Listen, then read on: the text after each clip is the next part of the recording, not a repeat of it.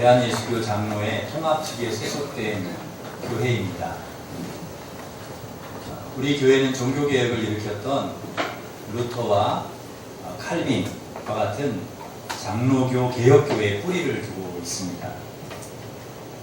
중세 카톨릭 교회가 말씀에서 떠나서 타락의 길을 걸어갈 때 다시 말씀으로 돌아가야 한다라고 개혁을 일으켰던 그런 운동이 바로 종교개혁 운동입니다. 개혁은 어디서부터 시작이 되는가? 말씀에서부터 시작이 됩니다. 개혁의 뿌리는 말씀에서 찾을 수가 있는 것이죠. 개인이든 가정이든 나라든 말씀을 통해서 새로워지고 개혁될 수 있습니다. 말씀이 들어가면 기적이 일어나고 변화가 일어나는 것입니다. 말씀이 들어갈 때 절망하던 사람에게 희망이 생기고 병든 사람이 고침을 받게 되고 죄인이 구원을 받고 그리고 악한 사람이 선하게 되는 그런 놀라운 역사가 일어나게 됩니다. 교만한 사람이 겸손하게 되고 욕심이 가득한 사람이 모든 것을 내려놓고 하나님을 의지하게 되고 슬픔 가운데 살던 사람이 기쁨으로 충만하게 되고 불평하던 사람이 감사로 불행하게 살던 사람이 행복으로 변화되는 역사가 말씀을 통해 일어나는 것입니다. 그러기에 진정한 개혁의 힘은 어디 있는가? 말씀에 있습니다. 말씀. 내가 말씀을 통해서 말씀이 내 안에 들어와서 우리가 먼저 개혁이 되고 새로워질 때 우리를 통해서 진정한 개혁이 일어나는 것이죠. 그래서 진정한 개혁은 말씀을 통해 나 자신부터 개혁되는 것에서부터 출발이 되는 것입니다. 우리 안에 말씀이 들어와서 뿌리를 내려야 되고 내가 먼저 그 말씀대로 살려는 노력과 결단이 있어야 합니다. 우리 안에 말씀이 들어와 역사함으로 죄악과 더러움이 씻어지고 교만과 욕심을 몰아내고 거룩하고 정직하고 진실하게 하나님 앞에 설 때 우리는 새로워질 수 있습니다. 그렇지 않고는 말씀이 우리 안에 들어와서 개혁이 일어나지 않고는 절대 새로워지거나 개혁이 일어나지 않는다는 것이죠. 만일 자신의 개혁이 없이 개혁한다고 하면 사람들은 비웃을 수 있습니다. 자신을 한번 돌아보십시오. 당신이 개혁할 만한 그러한 그릇인지 자신을 보세요. 그러면서 웃는다는 것이죠. 세상이 교회를 비웃는 이유가 무엇입니까? 세상을 향해서 개혁해야 한다고 외치는 교회가 개혁을 하지 않기 때문입니다. 세상을 향해 공의와 정의를 외치는 교회가 의롭지 못하기 때문이라는 것이죠. 세상을 향해서 사랑하고 화목하라고 외치는 교회가 미워하고 싸우기 때문입니다.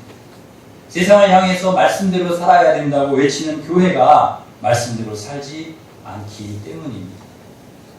그러니 교회가 세상을 향해서 아무리 개혁하라고 외친들 그것이 무슨 힘이 있겠습니까? 그냥 물리다가 사라져버리는 메아리에 불과한 것이죠. 그래서 교회와 성도는 말씀 가운데에 서야 합니다. 말씀이 들어와야 되고 말씀이 들려져야 되고 그리고 말씀 가운데 개혁이 되어져 새로워지는 그런 역사가 우리 안에 일어나야 하는 줄 믿습니다. 예루살렘으로 돌아와서 성벽을 건축했다고 해서 신앙 공동체가 개혁이 되거나 영적 회복이 일어난 것은 아닙니다. 말씀으로 돌아와야 그것이 진정한 회복이고 개혁이라는 것이죠. 그러기에 우리는 오늘 본문 말씀 13장 1절에 보면 이스라엘 백성이 성벽을 건축하고 봉헌식을 한 후에 가장 먼저 한 일은 모세의 책을 낭독해서 백성에게 들려준 일입니다. 그 일을 가장 먼저 했다는 거죠. 예루살렘이 망하기 전에 하나님께서 그렇게 많은 선지자들을 보내셔서 그들을 통해서 하나님 말씀을 들려주었음에도 불구하고 이스라엘 백성들이 하나님 말씀을 듣지 않았습니다. 끊임없이 하나님 말씀을 들려주었지만 안 들었다는 것이죠. 하나님 말씀 듣지 않은 결과는 무엇입니까? 멸망이었습니다. 예루살렘 성벽이 다 무너지고 황폐화되고 완전히 망해서 바벨론으로 포로로 끌려갔다는 것입니다. 그러니까 말씀을 듣지 오랫동안 하나님 말씀을 들어야 함에도 불구하고 하나님 말씀을 들어야 됨에도 불구하고 듣지 않았을 때 그 대가가 너무 컸다는 것이죠. 그런 아픔이 이스라엘 백성들에게 있었기 때문에 이 지도자인 느헤미야와 에스라가 가장 중요하게 생각하는 것은 이스라엘 백성들에게 말씀을 들려주는 일. 이제 포로에서 돌아와서 이제 성전과 성벽을 재건하고 그 다음에 제일 중요하게 생각했던 것은 말씀의 회복이라는 것이죠. 말씀을 들려주는 일. 성벽 쌓는 것도 중요하지만 말씀 듣는 것이 더 중요하다는 것입니다. 말씀 떠나면 성벽은 언제든지 다시 무너질 수 있다는 것이죠. 하나님 지켜주시지 않으면 성벽 1000개, 10,000개를 쌓는다고 해도 소용없다는 것입니다. 그러기에 우리는 시편 127편 1편 말씀을 기억할 필요가 있습니다. 우리 시편 127편 1절 말씀. 우리 같이 한번 읽겠습니다. 여호와께서 집을 세우지 아니하시면 세우는 자의 수고가 헛되며 여호와께서 성을 지키지 아니하시면 파수꾼의 깨어있으니 헛되다. 아멘. 헛되다는 것입니다. 뭐가 헛되다는 것이죠? 우리가 아무리 열심히 집을 세우고 성을 지켜도 하나님이 그 집을 세워주시고 하나님이 성을 지켜주시지 않으면 우리의 수고가 헛되다는 것입니다. 느헤미야와 에스라가 이것을 너무나 잘 알고 있었습니다. 그래서 먼저 하나님의 말씀을 들으라는 것이죠. 왜요? 그것이 이스라엘 백성들이 사는 길이기 때문입니다. 무너지지 않고 망하지 않고 계속해서 살아갈 수 있는 그런 힘이 어디 있느냐? 말씀에 있다는 것이죠. 그래서 계속해서 이스라엘 백성들에게 말씀을 들려주는 것이죠. 사랑하는 성도 여러분, 우리도 마찬가지입니다. 우리 귀에 계속해서 하나님의 말씀이 들려야 하고 하나님 말씀을 들어야 합니다. 이것이 우리가 무너지지 않고 사는 길입니다. 이건 누구도 예외가 없습니다. 지위 고하를 막론하고 어떤 소유가 어떠냐를 그건 다 떠나서 이건 모든 사람들에게 다 적용되는 그런 동일한 말씀이라는 거죠. 하나님 말씀을 잘 듣는 것이 여러분 복인 줄 믿습니다. 그러기에 이렇게 주일에 우리가 주님 앞에 나와서 말씀 듣는 이것이 얼마나 소중한 일인지 모릅니다. 이것은 내가 듣고 싶으면 듣고 듣기 싫으면 안 듣고의 문제가 아닙니다. 우리가 살기 위해서 듣는 것입니다. 요한복음 5장 25절에 이렇게 말씀합니다. 듣는 자는 살아나리라. 듣는 자, 하나님의 말씀을 들어야 우리가 산다는 것입니다. 그래서 여러분, 하나님 말씀 잘 들으셔야 합니다. 우리가 하나님 말씀을 들을 기회가 많으면 좋은데 그렇게 많지 않습니다. 물론 새벽 기도 나오시면 매일 말씀을 듣지만 그렇지 않으면 주일과 수요일 많아야 2번, 1번 이렇게 듣습니다. 그걸로 우리가 일주일을 사는 것이죠. 그러니 우리가 말씀 들을 기회가 있을 때 하나님의 말씀을 듣는 것이 얼마나 중요한지 모릅니다. 사단이 하는 일 중에 하나는 이렇게 귀한 말씀이 우리에게 들리지 않도록 하는 일입니다. 되도록 말씀을 못 듣도록 안 들리도록 하는 일, 이것이 사단이 하는 일이라는 거죠. 이 마태복음 13장 19절에 보면 이 사단이 하는 이 일이 한 가지가 나오는데요. 같이 한번 읽겠습니다. 아무나 천국 말씀을 듣고 마태복음 13장 19절 같이 읽습니다. 아무나 천국 말씀을 듣고 깨닫지 못할 때는 악한 자가 와서 그 마음에 뿌려진 것을 빼앗나니 이는 곧 길가에 뿌려진 자요. 악한 자가 와서 그 뿌려진 말씀을 빼앗아 간다는 거죠. 이 악한 자는 사탄을 말합니다. 사탄이 와서 말씀을 빼앗아 간다는 거예요. 말씀을 듣고 심리어져서 열매를 맺지 못하도록 이렇게 사단이 중간에 빼앗아 가는 거죠. 이게 사단이 하는 일입니다. 그래서 사단은 우리 성도들로 하여금 말씀을 듣지 못하게 여러 가지 수단과 방법을 다 동원합니다. 여러분 이렇게 말씀을 듣다가 졸고 이렇게 그러시는 게 어찌됐든 말씀을 못 들게 하는 거예요. 이 졸음을 통해서 졸게 만들고 잠깐 조는 건 괜찮은데 아예 대놓고 주무신다거나 그게 이제 말씀을 들을 때마다 어쩌다 한 번은 괜찮아요. 근데 말씀 들을 때마다 조신다. 이거는 좀 문제가 있는 거예요. 말씀 들을 때마다 잔다. 그리고 말씀 들을 때 여러분 딴 생각하게 만들어요. 말씀 듣고 있는데 지금 딴 생각이 지금 엉뚱한 데가 있어요. 생각이. 그렇게 한다는 거예요. 사단이. 그리고 자꾸 염려하게 하고 걱정하게 하고 그 다음에 교만하게 만듭니다. 말씀에 어찌됐든 집중해서 들어야 되는데 그 말씀 집중하지 못하게 사단이 한다는 거예요. 그게 사단의 하는 일 중에 하나라는 것이죠. 마음에서 말씀을 빼앗아가는 것이고 아마 우리 성도님들 중에는 모태신앙도 있으실 거고 그 다음에 30년 또 40년 50년 이렇게 신앙생활 하신 성도님들이 아마 계실 것입니다. 근데 이렇게 오랫동안 신앙생활 하신 분들은 참 이렇게 말씀에 은혜 받기가 쉽지가 않습니다. 왜냐하면 그만큼 오랫동안 말씀을 들어오셨잖아요. 뭐 한두 번 들으셨겠어요? 또 뭐 보통 또 많은 분들 설교 잘하시는 분들 말씀 얼마나 많이 들으셨겠어요. 그러니 이 말씀을 우리가 순수한 마음으로 겸손한 마음으로 이렇게 들으신다는 것이 사실 쉬운 일은 아닙니다.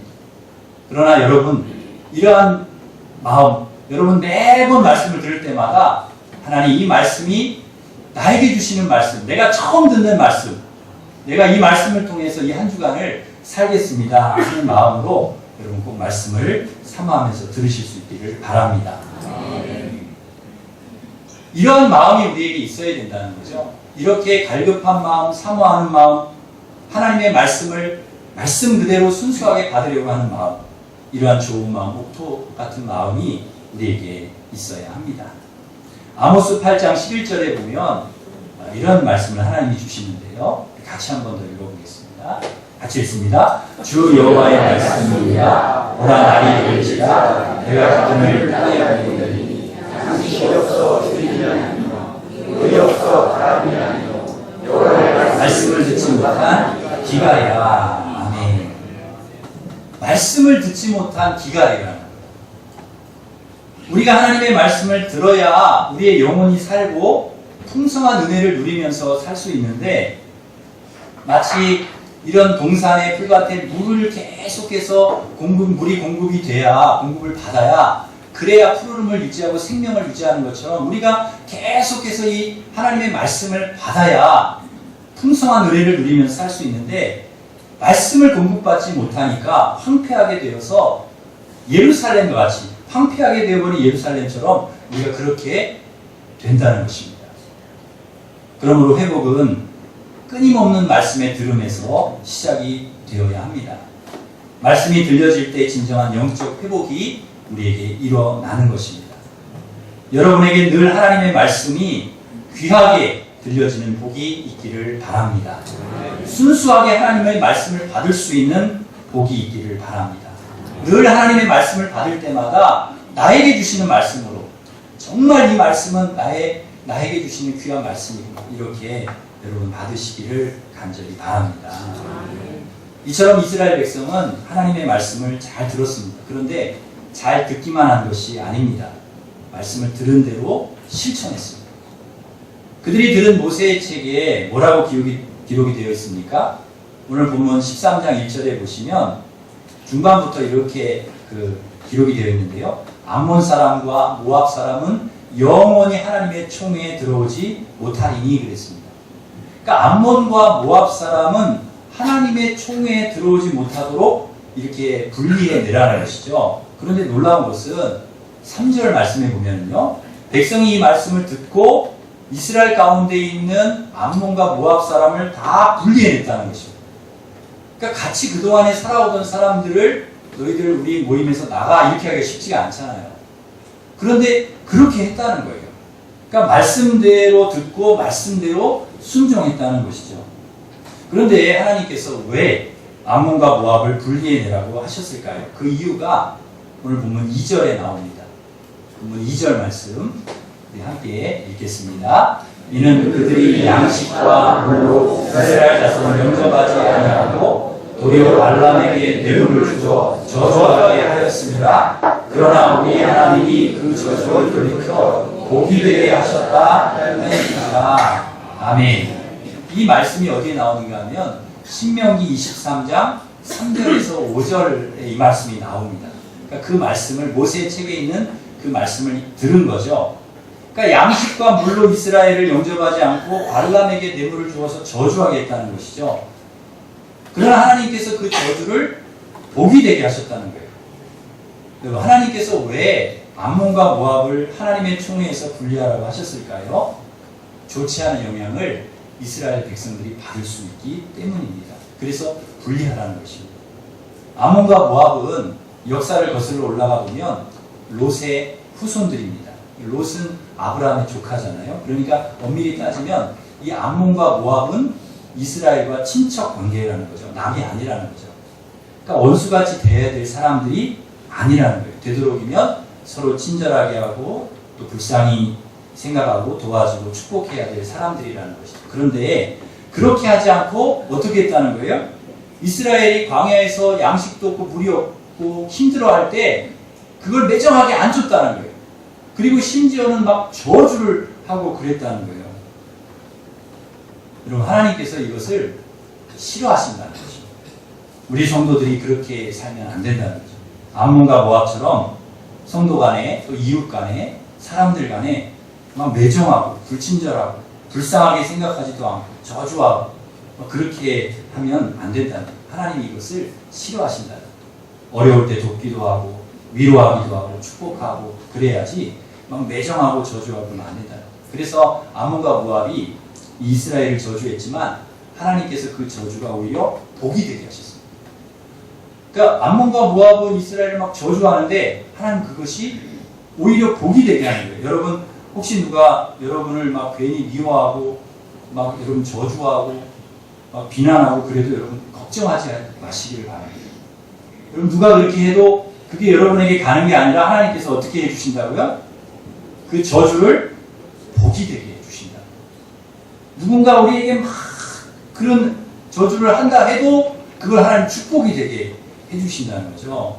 우리가 하나님 잘 믿고 하나님 잘 섬기고 믿음으로 말씀으로 하나님 백성으로 잘 살면 하나님께서 우리가 저주받지 않도록 하나님께서 해주실 줄 믿습니다.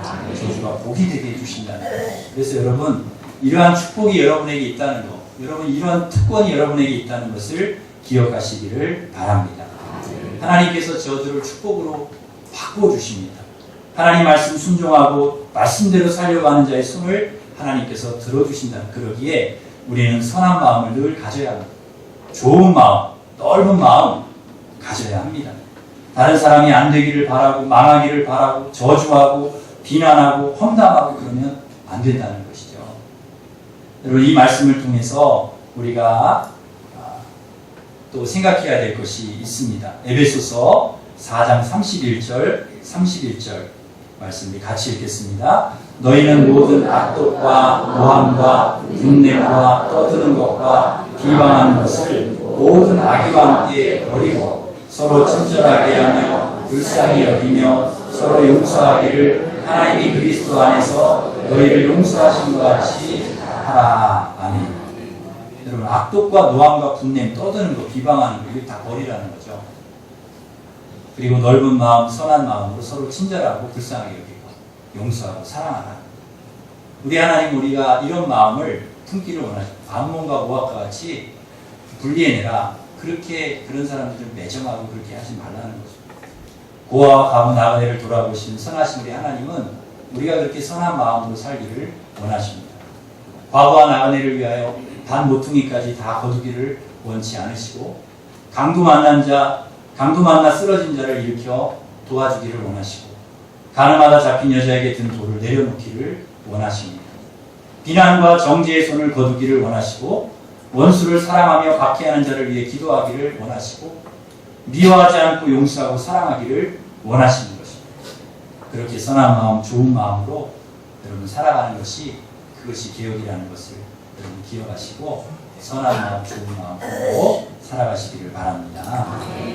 또 마지막으로 4절 이하에 보시면 하나님의 전 방을 맡은 제사장 엘리야십이 도비야를 위해서 한 큰 방을 만들었습니다. 어디에다가 만들었느냐? 하나님의 전에다가 만들었다는 거예요. 그 방은 원래 소재물과 유향과 그릇, 레위 사람들, 물과 새 포도주와 기름, 제사장에게 주는 거제물을 주는 곳이었는데, 느헤미야가 잠깐 아닥사스다 왕 만나러 간 사이에 이 엘리야십이 제사장이 도비야에게 그걸 내어준 거예요. 큰 방을.